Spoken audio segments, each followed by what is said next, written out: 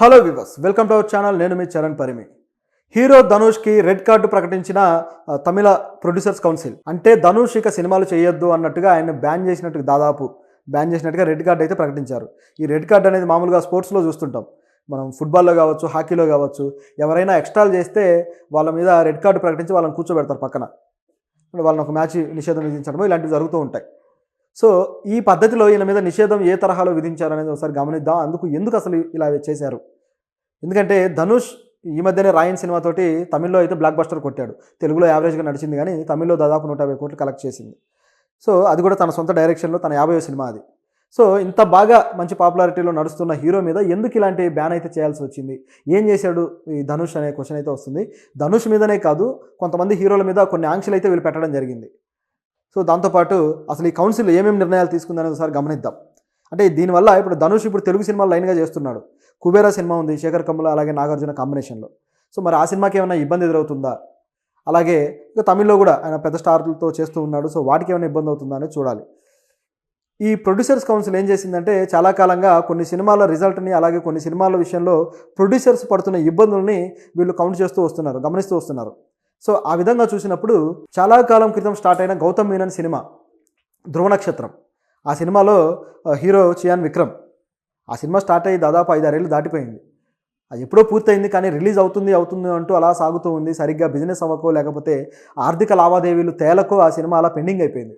చివరికి ఆ సినిమాని రిలీజ్ చేయించడానికి గౌతమ్ మీనన్ కూడా చాలా ప్రయత్నాలు చేసి తన ఆస్తులు కూడా కొన్ని అమ్ముకొని ప్రయత్నించినా సరే అది రిలీజ్ అవ్వలేదు. దాని ఎఫెక్ట్ ఆయన మీద పడడం వల్ల ఆయన ప్రొడ్యూస్ చేసిన కొన్ని సినిమాలు కూడా రిలీజ్ అవ్వలేదు. ఆయన మరొక సినిమా కూడా ప్రొడ్యూస్ చేశాడు, నరకాసురుడు అనుకుంటే సినిమా పేరు. ఆ సినిమా డైరెక్టర్ అతను కూడా ఒకే సినిమా తీశాడు. ఇది రెండో సినిమా. ధ్రువంగల్ పత్తినారు అని చెప్పేసి తమిళ్లో ఒక సినిమా తీశాడు అతను. ఆ తర్వాత ఇది రెండో సినిమా. గౌతమ్ మీనన్ అవకాశం ఇస్తే మంచి సినిమా. అతను సందీప్ కిషన్ అలాగే అరవింద్ స్వామి, సో వీళ్ళు కాంబినేషన్లో చేశాడు. దాని ఎఫెక్ట్ దీని మీద పడడం వల్ల ఈ సినిమా కూడా ఆగిపోయింది. దాంతో అతను కోర్టుకి వెళ్ళాడు, గౌతమ్ మీనన్ ఆ సినిమాని రిలీజ్ చేయట్లేదు, ఇలా ఉంటే ఎలాగని చెప్పేసి. సో అది చేస్తానని మాట ఇచ్చాడు, కానీ అది అలా సాగిపోయింది. అది ఇంకా షెల్వ్ అయిపోయింది ఆ మూవీ. అయితే ఇప్పుడు ఈ ధ్రువ నక్షత్రం కూడా అలాగే షెల్వ్ అయిపోయి చివరికి ప్రొడ్యూసర్కి చాలా నష్టాలు అయితే వచ్చాయి. దీన్ని దృష్టిలో పెట్టుకున్నారు. సో దీంతోపాటు ఇక భారతీయుడు చాలా కాలంగా, భారతీయుడు 2 సెకండ్ పార్ట్ ఏదైతే వచ్చిందో మొన్న, ఆ సినిమా డిజాస్టర్ అయిపోయింది. సో చాలా బాధాకరంగా ఆ సినిమా ముగిసిపోయింది దాని శకం. ఒక మంచి సినిమాకి సీక్వెల్ తీస్తూ ఈ విధంగా రావడం అనేది ఆ సినిమా ఫ్యాన్స్ కూడా బాగా హర్ట్ అయ్యారు. అయితే ఈ సినిమా స్టార్ట్ అయ్యి చాలా కాలంగా షూటింగ్ జరిగి కొంతకాలం ఆగిపోయింది, దాదాపు 2 ఏళ్ళు. ఆ తర్వాత మళ్ళీ హడావుడిగా ఏదో షూటింగ్ చేసేసి దాన్ని రిలీజ్ చేసేసారు. సో ఆ విధంగా రిలీజ్ చేస్తే ఆ సినిమా ఆడలేదు. అయితే దీనికైనా బడ్జెట్లు, దీనికి తీసుకున్న గ్యాప్, దానికి పెరిగిన వడ్డీలు, ఇవన్నీ దృష్టిలో పెట్టుకుంటే అది మోపేడంత అయిందనమాట. సో ఇప్పుడు ఇది కూడా ప్రొడ్యూసర్స్ దృష్టిలో పెట్టుకొని, ఇలా ప్రొడ్యూసర్స్కి ఇబ్బందులు కలుగజేస్తున్న డైరెక్టర్లని, ఆ హీరోల్ని మైండ్లో పెట్టుకొని ఏం చేశారంటే వీళ్ళ మీద ఆంక్షలు విధించాలి అని చెప్పి డిసైడ్ అయ్యారు. సో దానికోసం వీళ్ళు కమిటీ వేశారనమాట.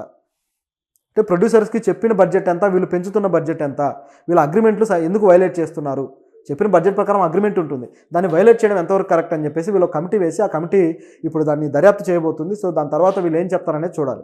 దీంట్లో భాగంగా ధనుష్ కూడా కొన్ని సినిమాలకు అడ్వాన్సులు తీసుకొని ఆ సినిమాలకు డేట్స్ ఇవ్వకుండా వేరే సినిమాలకు డేట్లు ఇచ్చాడట.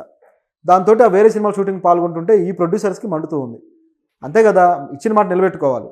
సో అలా చేయకుండా వేరే సినిమాలకు పార్టిసిపేట్ చేయడంతో ఈ ప్రొడ్యూసర్లు వాళ్ళు తెచ్చిన డబ్బులకు కూడా వడ్డీలు పెరగడము, లేదా ఆ డబ్బులు నిరర్థకంగా హీరో దగ్గర ఆగిపోవడము, అదే డబ్బులు ఆయన అడ్వాన్స్ తీసుకోకుండా ఉంటే వేరే హీరో దగ్గరికి వెళ్ళి సినిమా చేసుకుంటారు.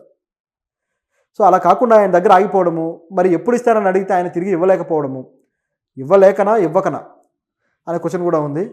సో అట్లా వాళ్ళని ఇబ్బంది పెడుతూ ఉండటంతో ఇక లాభం లేదని చెప్పేసి ధనుష్ మీద గట్టి యాక్షన్ అయితే తీసుకొని రెడ్ కార్డు ప్రకటించారు.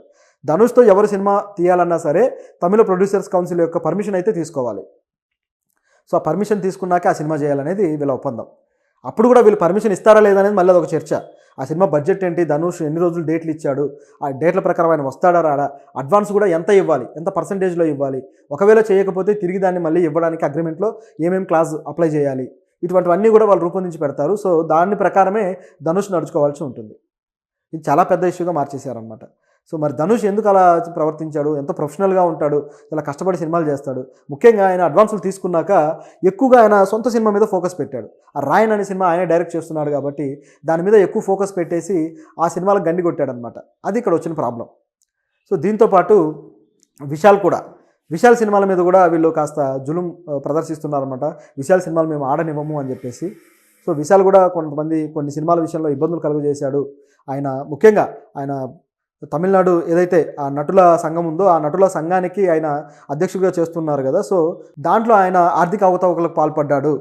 దాదాపు 12 కోట్ల రూపాయల దాకా ఆయన అవకతవకలకు పాల్పడ్డాడని చెప్పేసి ఒక వార్త అయితే కౌన్సిల్ అనేది తెలియజేయడం జరిగింది. కౌన్సిల్కి అలాగే విశాల్ సంఘానికి మధ్య ఒక వార్ స్టార్ట్ అయిపోయింది. సో దాంట్లో భాగంగా విశాల్ని ఎలాగైనా దీని నుంచి దించేయాలి, విశాల్ సినిమాలు ఆడనీయకుండా చేయాలని చెప్పేసి వాళ్ళు ఒక రూల్ అయితే పెట్టేసుకున్నారు. అంటే అఫీషియల్గా ప్రకటించకపోయినా వాళ్ళ దగ్గర అదైతే సాగుతూ ఉంది. కాబట్టి విశాల్ని ఇక తొక్కేస్తారేమో అనే డౌట్ అయితే వస్తూ ఉంది. సో ఈ విధంగా ఈ హీరోలు అంటే వీళ్ళు చేస్తున్న తప్పులు కూడా కొన్ని ఉన్నాయి. అంటే ఆయన ఎంత దుర్వినియోగం చేశాడనే దానికి సంబంధించి లెక్కలైతే లేవు. మరి నిజంగా చేశాడా లేదా అనేది కూడా ఆయన క్లారిటీ ఇవ్వలేదు. విశాల్ నిజానికి చాలా యాక్టివ్గా పనిచేస్తూ ఉంటాడు. సోషల్ యాక్టివిస్ట్గా ఆయన వర్క్ చేస్తూ ఉంటాడు. చెన్నై వరదలు కావచ్చు, అనేక యాక్టివిటీస్లో ఆయన ఉంటాడు. సో అటువంటి వ్యక్తి ఇలా చేస్తాడంటే నమ్మడానికి కూడా ఏం లేదు. ఎందుకంటే ఆయన దీన్ని బాగు చేస్తానని చెప్పేసి చాలా పోరాడి మరీ ఆ పదవిలోకి వచ్చాడు. ఆయన వెనుక నాజర్ గారు అలాగే కార్తీ వీళ్ళందరూ కూడా ఆయన టీం సభ్యులు ఉన్నారు, ఆయన ప్యానల్ సభ్యులుగా. సో ఇలాంటి పరిస్థితుల్లో మరి ఆ వివాదాలు అయితే ఇక సాగుతూ ఉన్నాయి. ఇక ధనుష్కి కూడా అదేవిధంగా సాగుతున్నాయి. ఇది కుబేరా సినిమా మీద ఏమైనా ఎఫెక్ట్ చూపిస్తుందా? ఎందుకంటే కుబేరా ఒక పాన్ ఇండియా సినిమా లాగా రెడీ అవుతుంది. తెలుగులోనే కాదు, ఒక నాగార్జున గారి ఇమేజ్ కావచ్చు, అలాగే తమిళ్లో ధనుష్ గారి ఇమేజ్ కావచ్చు, అట్లాగే వీళ్ళ ఇమేజ్ హిందీలో కూడా అదే స్థాయిలో ఉంది. ఇప్పుడు ధనుష్కి హిందీలో కూడా కొద్దిగా ఇమేజ్ ఉంది. అదేవిధంగా హాలీవుడ్లో కూడా ఇప్పుడు సినిమాలు అవకాశాలు అందుకుంటున్నాడు. సో ఈ పరిస్థితిలో ఇప్పుడు ధనుష్ చేసే సినిమాలకి ఇలాంటి ఇబ్బంది వస్తే మరి అవి రిలీజ్ అవుతాయా? రిలీజ్కి అక్కడ తమిళనాడులో వీళ్ళు ఇబ్బంది క్రియేట్ చేస్తే పరిస్థితి ఏంటి అనే క్వశ్చన్ అయితే వస్తుంది. సో శేఖర్ కమ్ములాకి ఇది కాస్త ఇబ్బందికరమైన విషయమే. కాకపోతే ఈ లోపే అది సమసిపోవాలని అయితే మనం కోరుకుందాం. ముఖ్యంగా ధనుష్కి హాలీవుడ్లో అవకాశం వచ్చింది. ఈ అవెంజర్స్ సిరీస్లో ఇప్పుడు తన క్యారెక్టర్ అయితే చేయబోతున్నాడు.